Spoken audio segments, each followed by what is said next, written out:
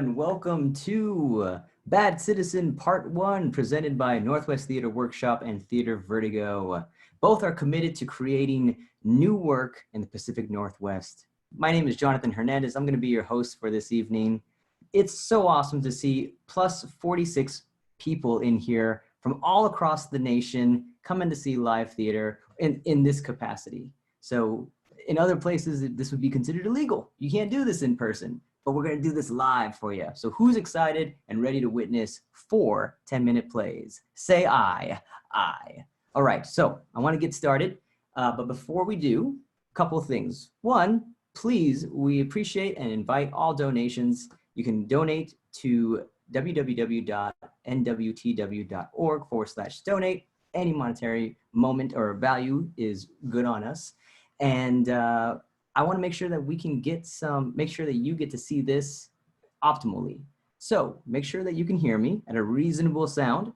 You're also going to want to hit the icon on the far right that says full screen. And then there's 2 viewing settings. We prefer that you use gallery mode. Next thing is that the chat will be disabled during the play as we see the performances. I'll turn it back on as we transition so that you can give congratulations and praise, but I'll be turning it back off. And then we'll keep it on at the end because I have a special treat for you all. We're going to bring the playwrights of Northwest Theater Workshop to talk about what does it mean to be a bad citizen, how they work through that prompt. And I'm really excited to talk about it because it's a great story and you're going to want to hear it. All right. So without further ado, let's start Bad Citizen Part 1. Hit it.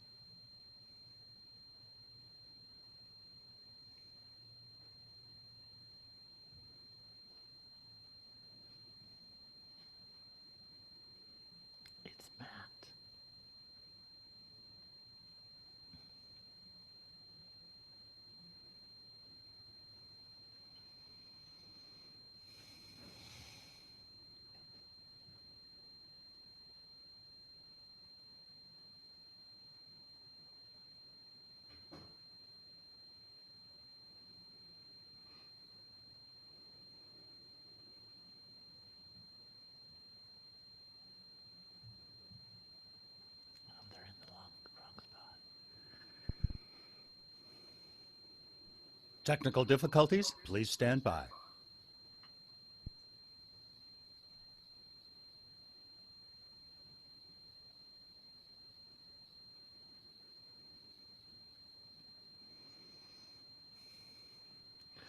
For he's a jolly good fellow. For he's a jolly good fellow. For he's a jolly good fellow. And so say all of us. Quit yammering and blow it out.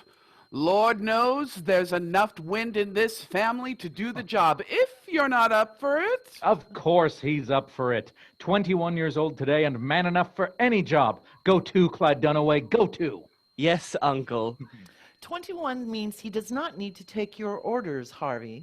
Now, Mother. Nor yours, Abigail, unlike those Grange halls and temperance rallies you've been stumping for next week's suffrage ballot. Pity I don't have the Oregonian newspaper rolled up in my fist to beat them over the head with, as you do your Sunday editorials. Clyde, it's flaring. Make a wish and blow. Yes, a wish. I wish for a new horizon. Wishing is for women. Because male anatomy lacks a wishbone. At present, The future is yours to direct, good nephew. As a man of voting age, you are now vested with the rights, privileges, and duties of citizenship. Because you, son of mine, can vote.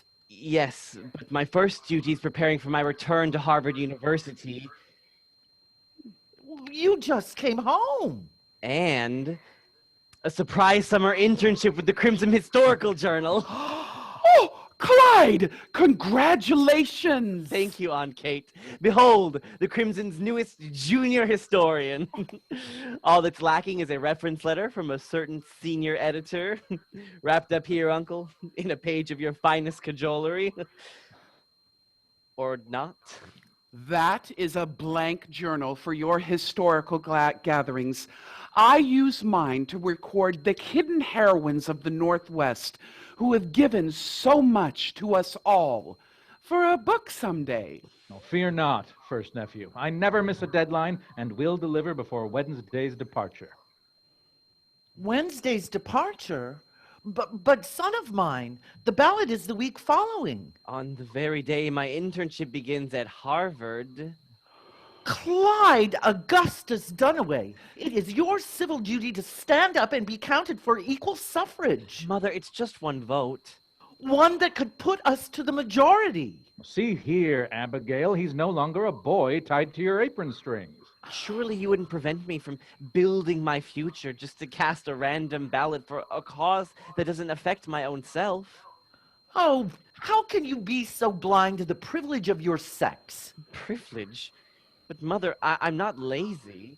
I'm emulating your own example, embracing it even.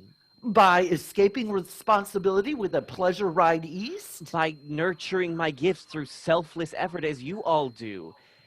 And giving up a Portland summer for one in Boston is no small sacrifice.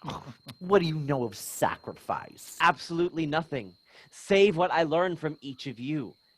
Mother, when Father lost the farm and had the accident, you created the new Northwest Journal in our kitchen, giving voice to the trials and contributions of pioneer women. I know because I turned the crank for years. Aunt Kate, you were her assistant editor, C.S. Coburn, and now you do the same for Uncle Harvey. And Uncle, editor-in-chief for the Oregonian, read by learned men across the nation. Each of you has climbed your ladder to the highest rung, though some, of course, rose higher. And why do you think that is? Well, Mother, Uncle Harvey is a man. Precisely, looking out for his own kind. See here, Clyde. Before you turned a crank, Associate Editor Scott wrote such obsequious Republican boosterism that he was appointed a customs collector for the port. With that plum job, he soon earned enough to buy a controlling interest back into the Oregonian. While we printed from the kitchen. Women build the home and men build the future. But if you're counting on logic to persuade my sisters, it's been tried. And found wanting. Now, Mother, Uncle Harvey did graduate from Pacific University while you both raised families. Equal in effort, I'm sure, but a different choice by nature. Choice? Kate, were women allowed into Pacific University when we were of age? No, sister. Was I allowed by law to contest my husband's ill-fated co-signing for a friend who promptly defaulted on his property and thereby ours? No, sister. Nature didn't set those terms, young Master Dunaway. These are the laws of men. And so long as men hold the only vote, they'll not release that privilege. But how can that privilege be altered by one ballot? Oh, my son! My son! If I have failed to reach you, what hope is there for our cause? Emotions rule the feminine heart and mind, dear nephew, though it's overgenerous to credit the latter. Go! And so resumes the terror of my youth. Was it always thus? You're the historian. I don't see how you even made it across the prairie in the same wagon. From Illinois to Oregon, we walked, day after interminable day. Together. Oh, some of us in the lead, leading the way. Avoiding the dust. Swapping lies for chewing tobacco? With future men of state. Fascinating. You were how old at the time? 14. Nothing to it. Easy for you to say. Yes, well, the feminine half isn't made for such exertions. They struggled through, though, best they could. There was a sense of freedom those first few months. No schooling, society rules, responsibilities yet to be formed. A taste of liberty during the weary routine. Our futures rising up before us like snowcaps beyond a grassy plain. Father had a vision, and we pursued. Mother didn't want to go. Oh, dear Mother Ann. We departed 3 months after the stillbirth of her 12th child. She told Father she was not strong enough to go and told him so directly. As I said, the feminine half. Oh, less than half, confound you. A woman then was not free to possess the very clothes on her back, nor keep wages earned by her own labor, according to the unbending law. Your legislative animus is touchingly misplaced. Son, your grandmother Anne produced 9 children to push that wagon west, and yet had no voice, no vote in the very decision. We laid her to rest in Wyoming. After that, we were adrift, until this one assumed the maternal mantle, cooked, cleaned, and nursed the lot of us those dreadful last miles. And more time after that. As expected. As women do, the world over. Truly? I know you carried our own home, but the entire family from age, 20? 17. Dear mother. Then I shall double my effort to make you proud. Oh, will you, Clyde? Of course. I'll be senior Crimson editor in no time. Hopeless, the lot of you. Where are you going? In search of a man. Any man who recognizes the privileges bestowed upon him by the sacrifice of women and who will stand by that honor at the ballot. Oh. So that's what she means. Perhaps I should stay. But my future work.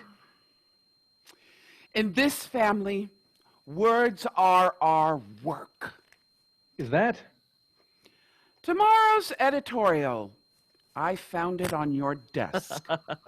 Men are deplorably deficient in understanding public affairs. Well said, Uncle. Mother should hear this. Read on.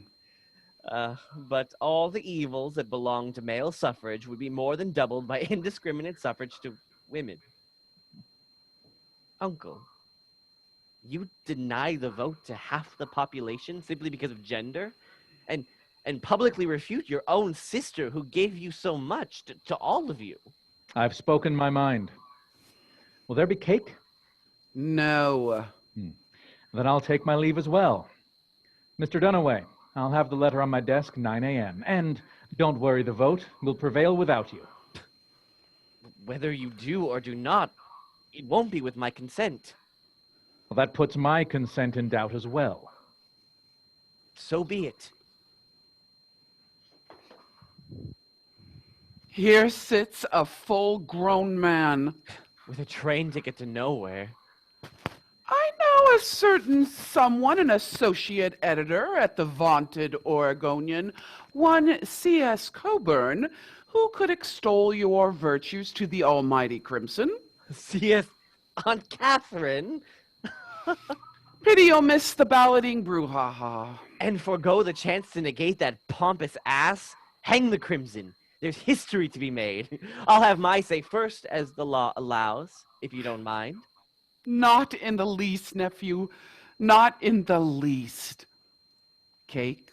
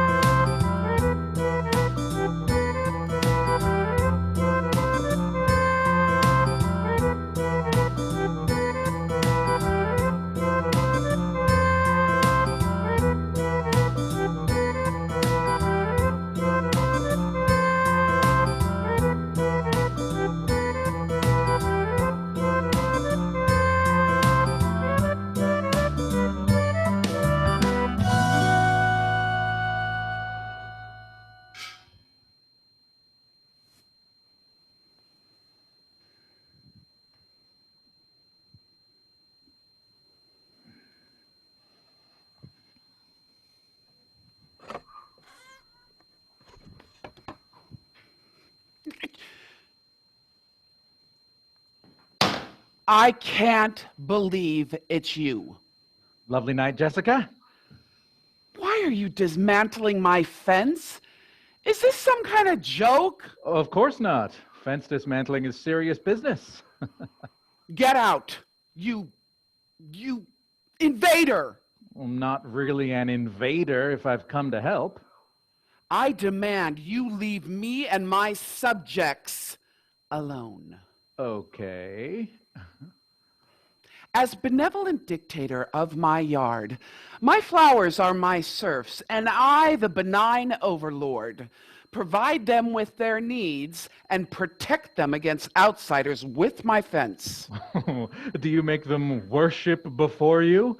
All hail Queen Jessica, long and green may her reign be. Go ahead, mock me. Very funny. Now get out. I gotta say, you're not being a particularly good queen right now. We're defending ourselves against you. Oh, your fence isn't protecting your subjects. Look how they wilt under your tyranny. Whatever. If you agree to take that fence down, I'll make like a smoke tree. No worries. I'll just hang out here in this lovely garden you built with your dad. Oh, look. Your dinner plate dahlias are about to bloom. Stop bugging me. Oh, fair queen, let me stay. Don't mock me. I'm not. I just thought if I spoke to you like your dad did. Oh, no way he'd tell you. About the flowers and the kingdom. But Jessica, joking aside, that fence is killing your flowers. It's not. The soil. Well, then tell me why your peonies didn't bloom. Or why your coreopsis is so stunted. Maybe the fence is blocking a little bit of the sun, but I'm just a little bit behind on my worm casings. And the Farmer's Almanac predicted a soft springs. I just need to do that, and my babies will bounce back. No biggie. Oh, I'm sure your babies need those worm casings, but you're avoiding the fence. No. I'll just take it down myself. Leave it alone. I can't. I promised him. Him? As in my father? As if you two were such good friends, knights in arms. Think what you want, but he was my friend, and I made a promise. What did you promise him, Mikey? To drag me out to get some sun?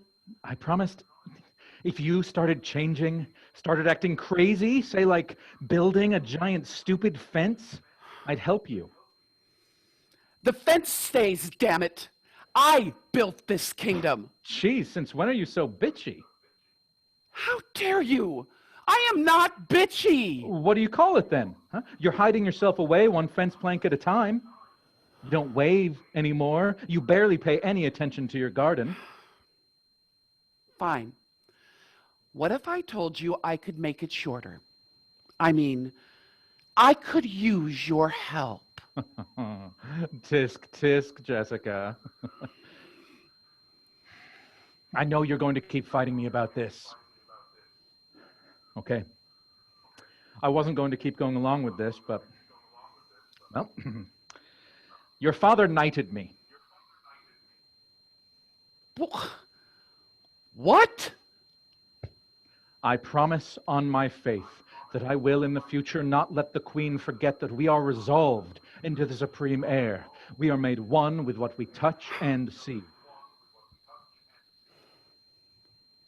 He used to recite poetry when I was upset. Yeah, he made me memorize a bunch too.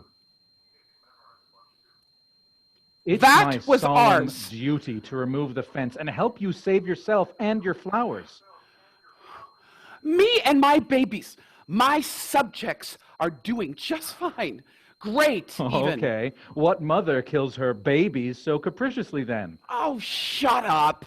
I'm not killing them. You planted this together and now you just destroy it. Fine. Maybe we aren't thriving. But I need a fence. Someone cut some buds off my lilac. I guess I should have asked first. You're the reason my babies, my subjects are dying? Oh, hell no. Don't try and blame me for your grief. How? You don't even know anything about my garden. I know you and your dad planted that lilac last year. I can't believe you remembered that. I helped him unload it. You?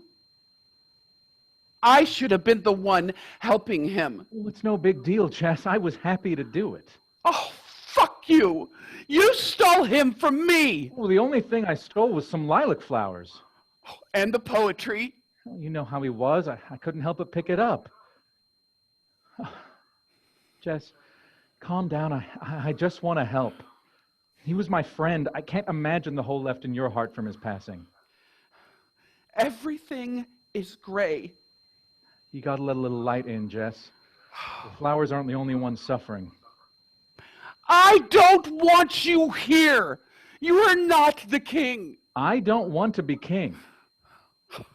I bet your first order as king is to have me take down the fence. Damn it. Can't you see he's all around you? Those sunflowers mean dedicated love. And those purple hyacinths are him saying, I'm sorry. You're killing your kingdom. Oh, fine. No prob. Then just take. We are resolved into the supreme air. We are made one with what we touch and see. With our young lives, each spring impassioned tree flames into green. With every pulse of life that beats the air, rather new suns across the sky shall pass, new splendor come unto the flower. Jess, it's okay to let go. What is it like, such intensity of pain? If the drink is bitter, turn yourself to wine. I can't. If the world has ceased to hear you, say to the silent earth,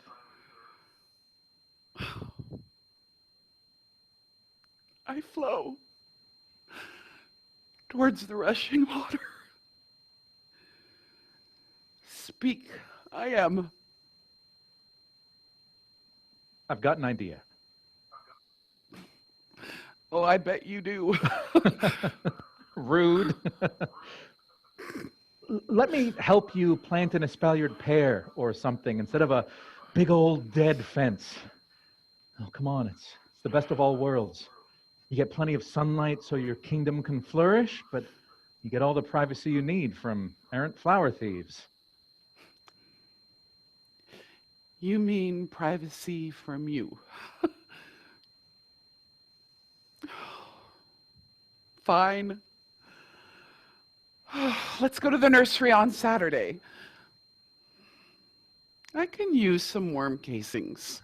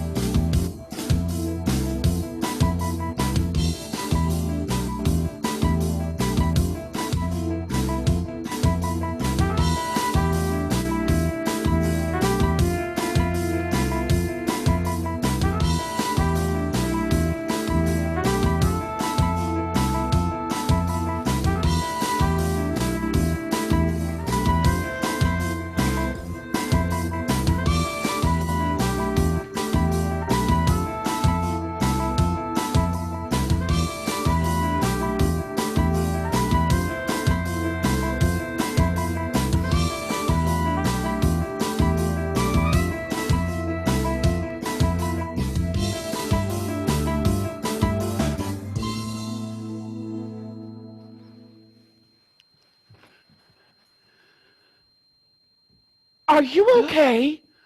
Oh, you don't look so good. Oh, what are you doing out here? Oh, I can't tell what you're saying. You don't need any help. Uh, okay, and can you speak? Are you stuck there? Can I help you? Okay, all right. You don't want my help. You want me to leave you alone. Okay. I get it. I understand. Sometimes people don't realize whether they need help or not. I work in the city and I help a lot of people like you, whether they want my help or not. Okay, no problemo. Yeah, I was about to take a break anyway.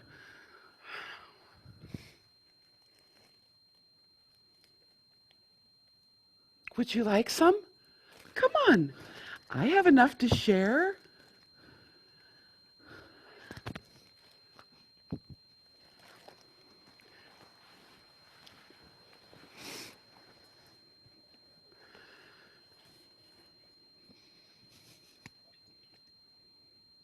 Would you like some water?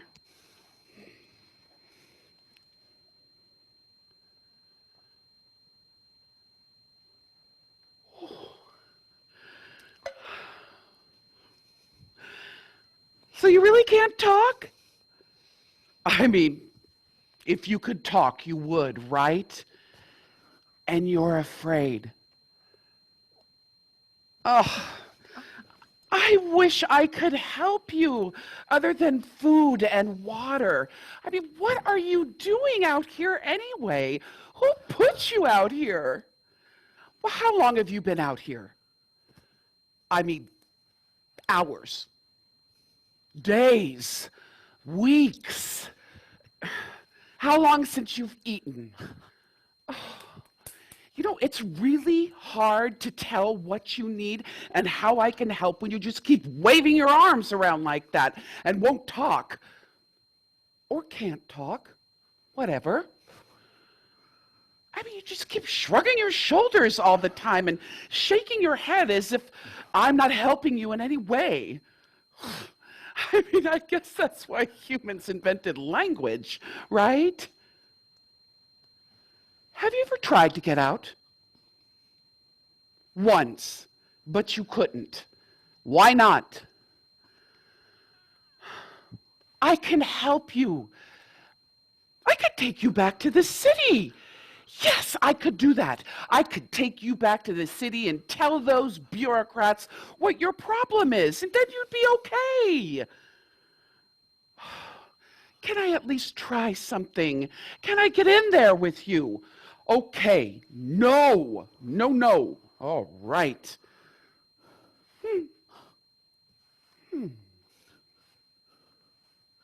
Oh, what happens here where the bars stop? Oh, let's see.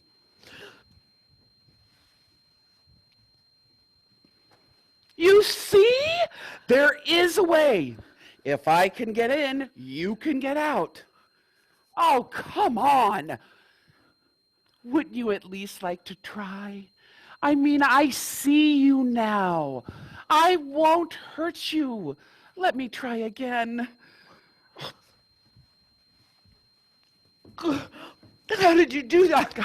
Why are you doing this to me? You can talk! You can talk! Of course I can talk. Why are you surprised? Well, you didn't talk back there. You didn't talk back there either. You couldn't talk back there. No, you're right. I didn't say anything in there. Of course not. Look at me. I am not like you. You say you see, but you don't see a thing. I don't have food for my hike on my beautiful day in my brand new hiking clothes. You're from the city. Not many people from the city come out this way. Yes, I live in the city. I work in the city. You can come back with me. It's a lovely walk. Good exercise, a change of scenery. Oh, no. No. You think you're going to get me to go back to the city? No way. There is nothing here. No bars. Nothing. You still don't get it, do you? Oh, no, I get it. I understand. I have helped a lot of people like you. I know what you people need. Yeah. Oh, I doubt it. I told you I didn't want your help, but you thought you knew better. Maybe you'll finally understand now. Yeah. Now you get it. You'll be hungry soon. Here.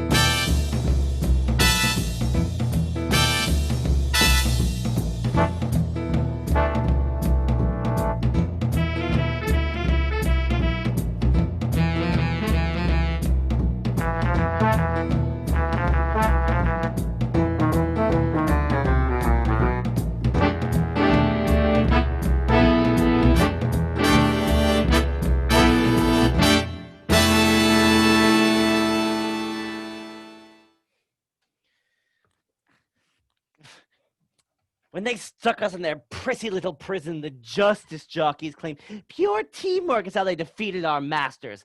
Posturing claptraps. I won't stand for it. Then sit. I won't take it sitting down. My dark master is the most powerful archvillain, and I'm next in line. When the guard returns, fight her so I can escape. Do as I command. No, I don't take orders from you, Brainstorm. My master is teaching me how to inflict pain. That's far more power than your brain. The guard is coming. Stop waving that damn hat. Sciatica, I remove this hat to release the torrent of ideas in my skull. I wear it to contain the throbbing power of my superior intellect, and with it, I protect my brain, my asset. Oh, step aside, or I'll kick your asset. Wow. You just can't quit trashing the place. Maybe you better take a seat. Maybe you should take your seat. Here! Ouch. Now, Sciatica, don't you act up. Ha! I thought I was supposed to be the wimp. Oh! I don't understand. Oh, he can inflict crippling pain telepathically. Oh, you're just a lonely sidekick, a goody two-shoes, a junior justice jockey. Oh! Why do you only feel a twinge? The justice jockeys share power, like a sandwich. Baloney. That's a fantasy. The world is built on selfishness. Folks, this is Litterbug. Her master is the one called Trash. At least the harbingers of havoc can admit it, unlike the justice jockeys. Gee, I was just saying that by sharing our power, it makes us immune to powers like yours. You marshal teamwork. I will counterpunch. I will summon the power of arch-villainy and crush you. You know, you could still join us. You're not arch-villains yet. You may be open to change. You may learn how small efforts or even seemingly powerless people put together can make a big difference in the world. Brainstorm here is henchman for Dr. Rumination, and Sciatica apprentices for the Green Lumbago. I prefer you turn off my camera, Miss Sandpaper. Sandpiper.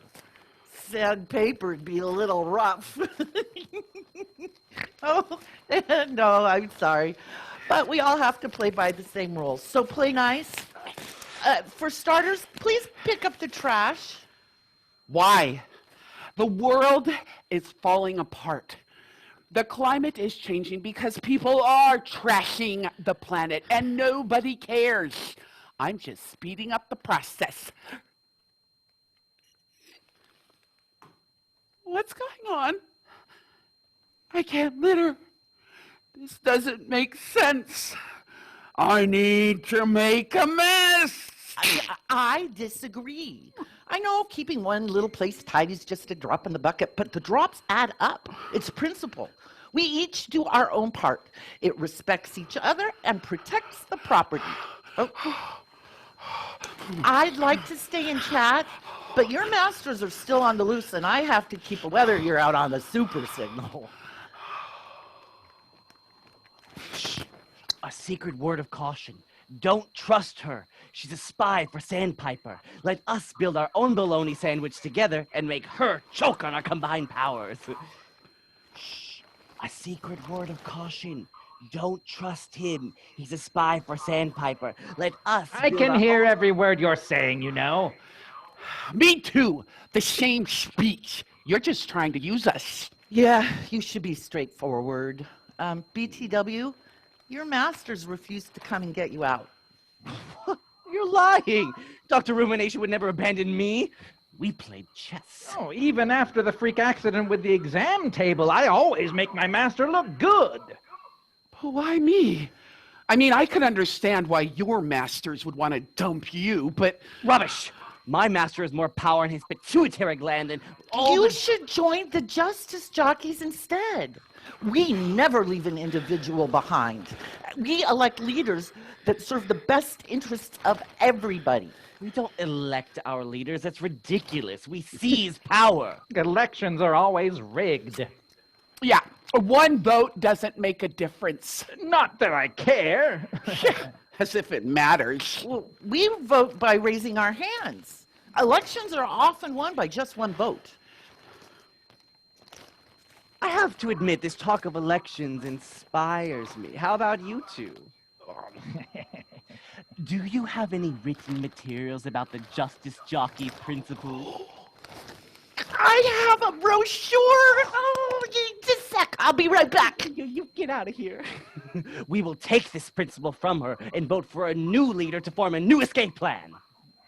One vote doesn't matter. Why should I even vote? It won't make a difference. Every vote counts. Small things add up to big change. Join us. Let us unite. We will fail if we do not all work together. All in favor of electing me to lead us to glorious escape? Raise your right hand. Now with even more superiority, voter vested to command. Oh, that's gloating. I'm not going to follow any escape plan of yours. You don't care about us at all. These principles are really neat. Boulder Dash, we just tried voting and the result was an utter failure. You tricked us. Yeah, I fell for it. Togetherness. Crap. I will bury this selfish world in chaos. Golly, principles only work if they're followed in a straightforward, uncorrupt manner. You're the trickster here, not I. People are too selfish for these principles to work, and you know it. You're just trying to trick us into joining the junior justice jockeys. I've got some harsh info. When I went to get the brochures, I heard over the super signal that your masters think you'll spill the beans to get out, revealing their diabolical plans. Us? Liabilities? That's preposterous. Wow! It sounds like they're here and they've got explosives. I'm not immune to bombs. Sciatica, litterbug, don't listen. It's a trick. I could use your help. Will you join me? Give it up. They're getting inside the compound. Oh. Oh.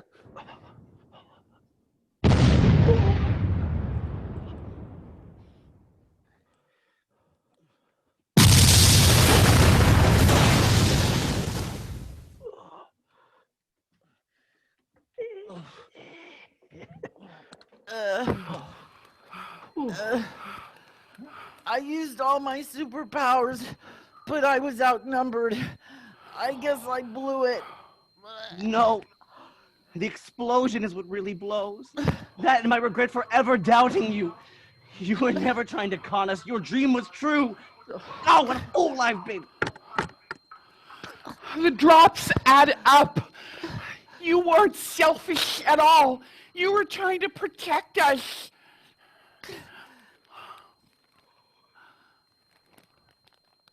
Friends, let us attack. Your powers intertwined with my mastermind in the lead. Who are you calling friends? Yeah, and you're the one who always tries to seize power. You're right. I was always trying to seize power because I didn't believe that it was possible to work together. But now I know that dream is real. I want to stand up against our masters, stand with Sandpiper.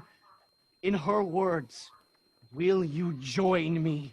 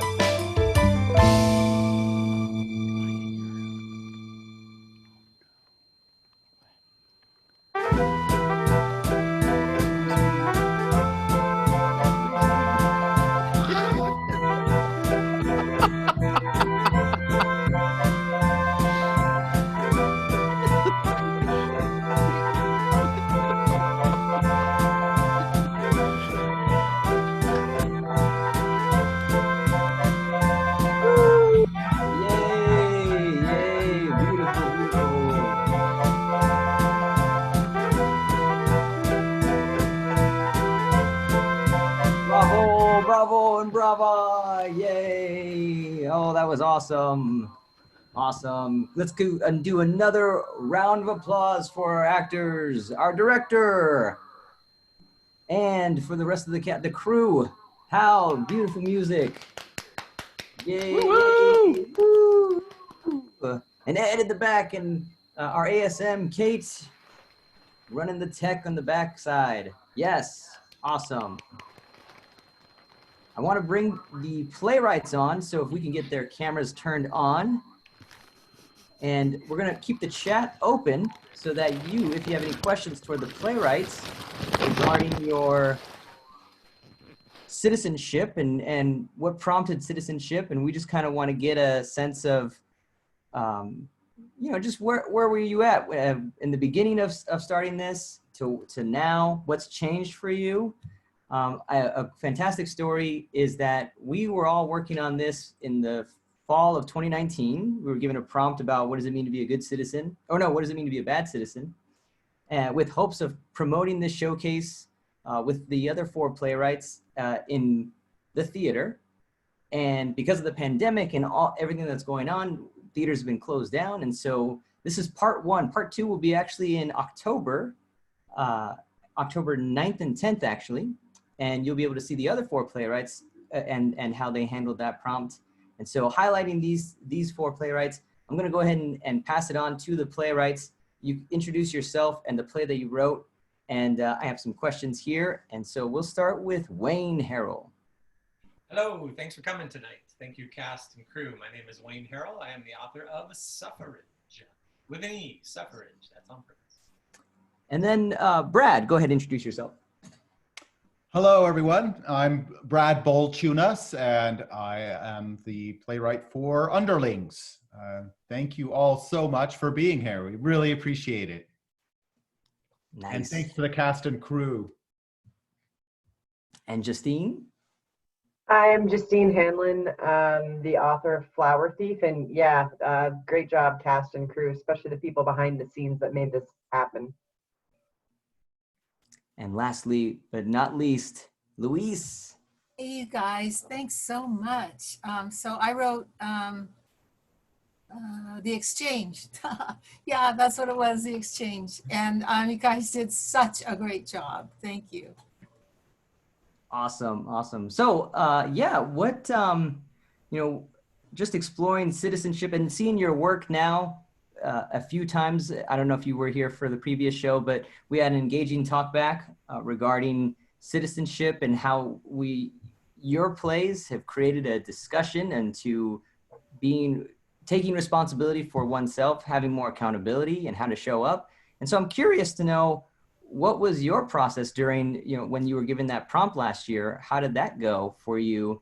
And then while we're answering, hopefully some more folks will be asking some questions. You can ask questions directly to the playwright or to the whole panel, and then somebody can answer there. But let's go ahead and let's go backwards. Let's go with Luis.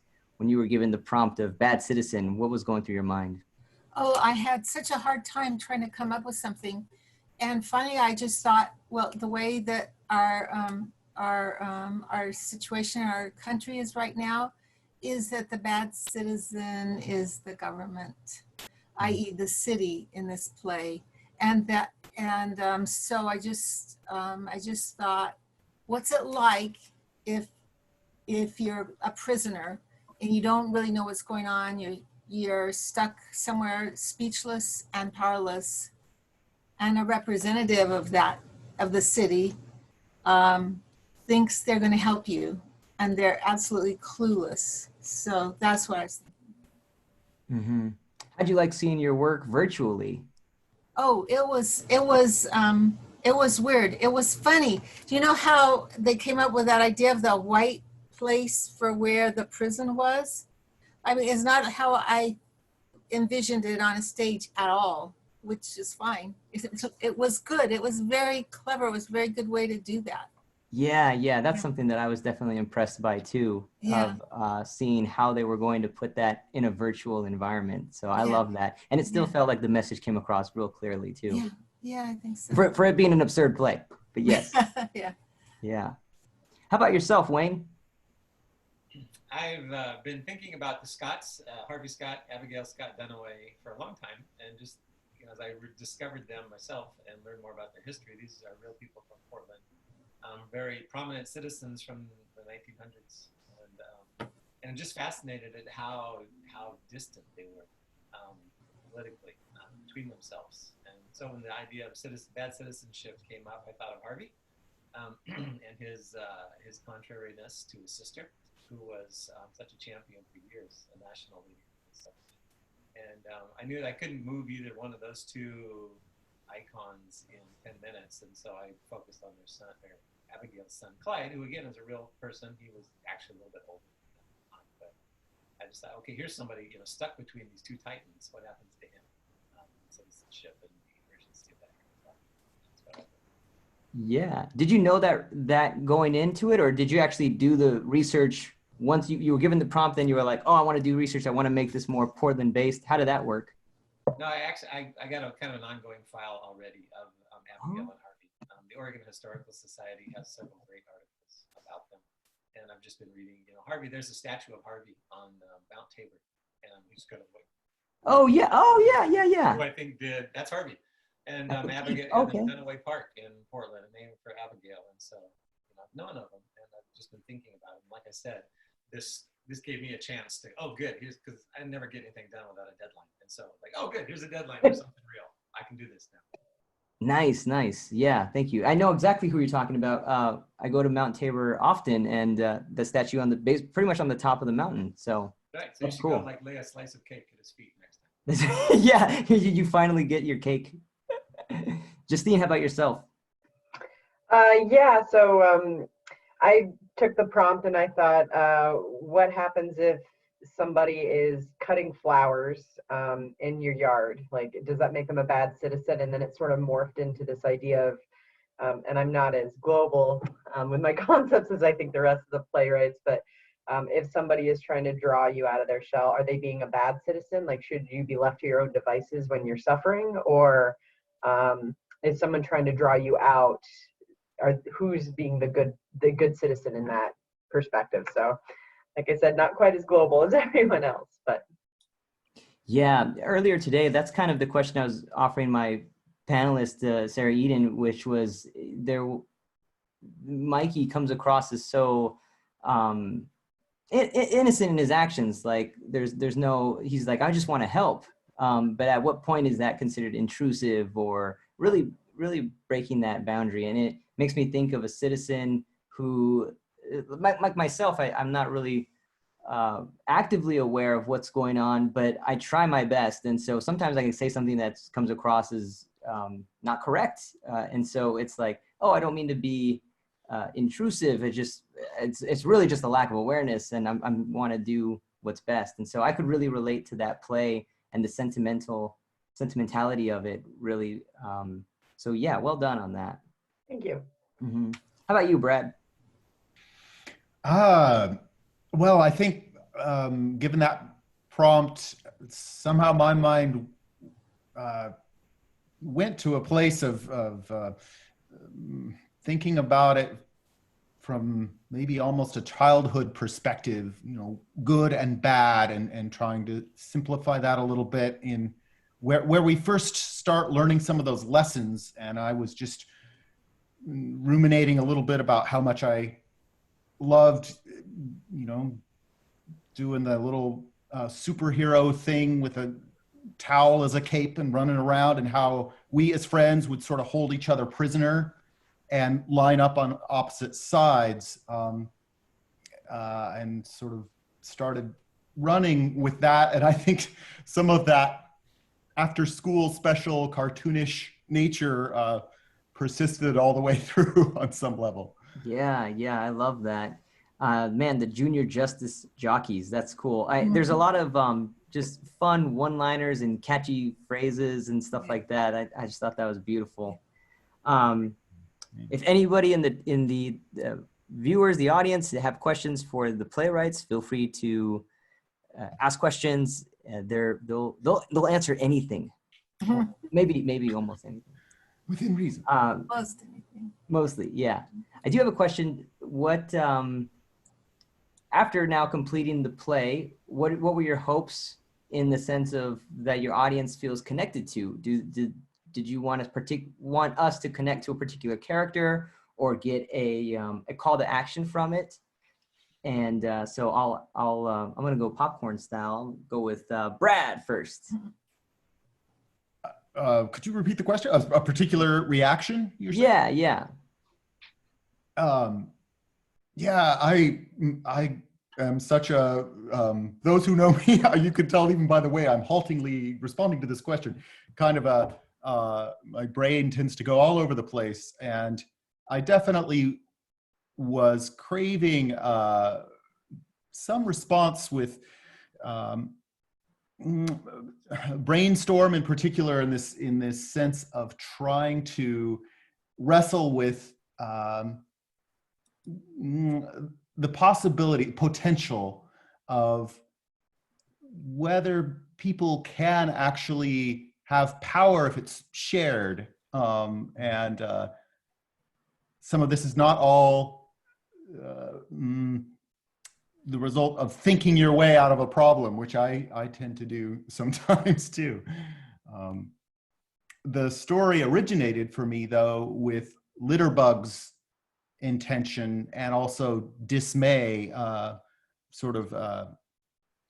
such focus on entropy, the world falling apart and the hopelessness of that, and trying to find some way in all of this to start pointing toward hope and the little things that can start building that. Yeah. As you mentioned that, I really see more hope. Towards the end of the play, we see Brainstorm actually become more collaborative and like, I want to do it. Where in the beginning he was kind of just like, it's my life and it's the way that I want to do it. We have Litterbug going from the hopelessness to being like, hey, I'll fight with you. And Sciatica, I think it attributes to the acting of it, but there was like this stiffness. He was always like arms crossed and like, I don't want to participate, to someone who's like, I'll put the hands up. He was almost like the muscle, but he had like a sensitive side, compassionate side there too. So that was really, really well done. Yeah, I love the portrayal of Sciatica too, getting that, because So good. I thought really, really well done by Tom. Wayne, we got a note here just to adjust your boost volume. my mic up. It's just I did boost it up, so I'm talking a little bit. So send me another. Yeah, that sounds good to me. Yeah. Sorry, I'll go back and say everything I just said. That's right. That's good. That's or good. Not. Also, too, this is my mistake. I believe the chat was disabled. That's on me. I was trying to bring the panelists in. So the chat's back active. Please send your questions in. Go ahead and Wayne, and let me know. What was your intention after completing this? What are your hopes when someone finishes watching your play? That they have the courage to stand for their own convictions, that despite pressures one direction or the other, that they are able to listen to what they think is true and important about their participation and their involvement in the world. And that starts with, the people you're close to, the people that you know and love. But I think even more importantly, it should be extended to people that you don't know and that doesn't happen in this play. But I think yesterday, Sarah was it Sarah said that? I think she might have, somebody yesterday, somewhere I read that, besides how you feel on the issues, listen to people that you don't know, that you have no idea of their life experience, and listen to their perspectives.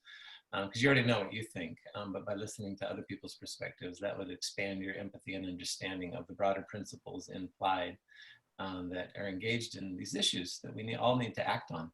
Have a responsibility to do that. And so one, act on your convictions, but also do it in a way that is empathetic and appreciative of the world around you, of your neighbors. Mm-hmm.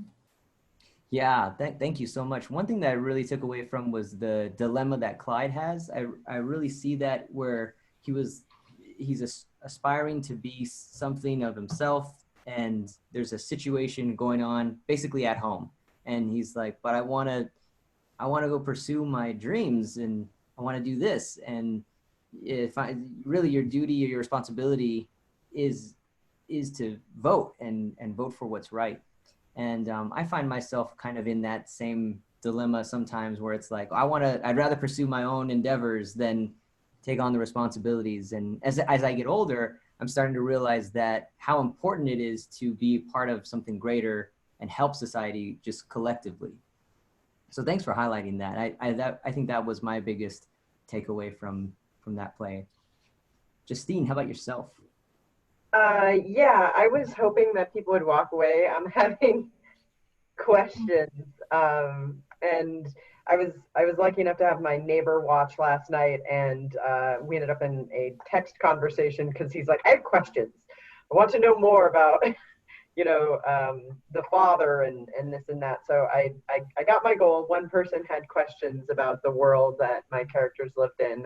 For me, that was really important, as well as this idea of looking at how we relate to others and how we care for others. And is that, are you interfering with somebody's free will by trying to help them? That was really important for me to have people start questioning that, and whether the help is needed and what that means to somebody else with that help. Yeah, excellent. I think it's funny that the neighbor texted you like, hey, is Mikey based on me? What's going on? No, definitely. If you met my neighbor, you know. But he had questions about, like, I had questions about this world, like, what happened? Where's the mother? I'm glad you're asking. Thank you. I love that, because then it really, you've created this fictional thing, and now people are like so invested, like, oh, what about this? What happened here? And it's like, it's so, guys, I wrote that, it's just a play. Yeah. But to them, they're invested. So I love that. I love that you were able to create that. Luis, how about yourself? Well, I just think that there's so many people who are lonely, and we don't even see what's making them lonely. Or, like the hiker couldn't see the bars of the prison that the prisoner was in until she was in there herself. There's just so much going on with people that we don't know about, and can't really help them unless we understand them. So like giving somebody a sandwich, giving somebody a drink of water, that's good. Yeah, trying to understand each other. And yeah, there's ways we can help people out of those lonely places, but it's not by like yammering at them. Right. Yeah. Yeah. Earlier today, we were talking about the best way to learn from somebody, or see what they're going through, is by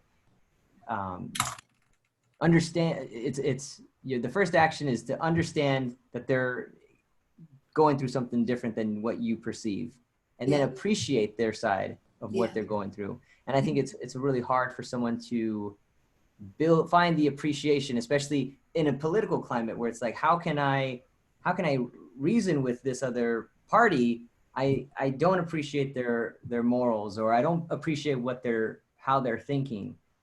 But if you find deep down, there's values that we all have, and we can align our values together. It just so happens that it's portrayed differently. And so once you get past that, you can learn to appreciate the value that the person is wanting. You can kind of reach out in a different way, rather than what the worker from the hiker was doing to the prisoner. Yeah. Yeah. I think I saw a hand go up. John raised his hand, but I don't know doesn't seem like it. John, if you have a question for our panelists, let us know.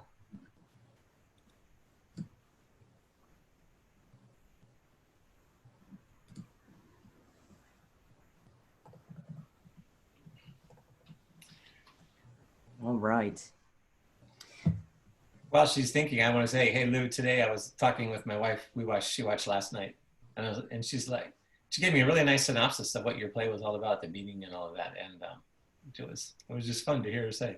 Hear her just kind of say, "Oh yeah, I get it. It's totally about being in a position of of power and influence and not listening to those whose lives you affect on a daily basis."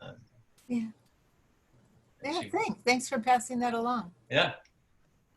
And I hoped the way I was being kind of ambiguous about the way that, I mean, the characters could be anybody. They're just a hiker and a prisoner, so they could be anybody. And so then I hoped that people would see themselves there in their own loneliness or problems, or in the hiker who just, wants to solve every problem without knowing how. Right, and the reversal that happens there, which I think is really well crafted on your part, Louise. That as the phrase that Jonathan likes to hear me say, the comeuppance. Yeah, thanks. That reversal, because they exchanged positions. Yeah. Yeah. Hey, Jonathan, sorry for interrupting again, but I also want to give a shout out to Justine, because fans at home may not know, this was her very first play ever written. Yay. Yeah. Woo. And congratulations to you all, really, just fantastic work. Another congratulations to the crew, the cast. Everybody did really well putting this all together. I want to send a link in here. There's a couple of links. One, if you're living in Portland, there's a website there to register to vote, because it's so important. These plays are about these citizens wanting to do what's right. Sometimes they get in their own heads, and in a time like this, we can be so reactive. Really, in order to make change, like the underlings, we got to come together. So register to vote if you haven't already. And then I also have a link because there's some people from all over the place. We got Tucson in the house. I just saw that. So, if you're not registered to vote yet, you can click on the usa.gov link, and then scroll to where you live in your state, and it'll give you a process on how to do that. So a couple of comments have come in. One was from Monica Lyons, who's saying it all starts with really listening to others. I really like that. And then Valerie Terry saying, I'm enjoying hearing about the ideals behind writing of these plays as much as the performances themselves. So awesome. Tune in next month, October 9th and 10th, so you could see the other 4 playwrights deliver their take on what does it mean to be a bad citizen. I want to thank each playwright here. Wayne, it's just a pleasure. And Wayne was also helping me with the chat this weekend too, and all the slides and things like that. So thank you so much, Wayne. I really appreciate you. Brad, it's always a pleasure. PDX Playwrights, look for Brad. He'll get you signed up. Justine, awesome. It's really a pleasure to be with you. And Luis, of course, it's always an honor. Thank you so much. Thanks. And to the audience out there, be safe. Please make a donation to www.nwtw.org/donate. You all have a wonderful evening. Enjoy your weekend. Thank you and good night. Thanks, everyone. Thank We you. appreciate it. From Drive you- safe. Good night. Nice. Good night.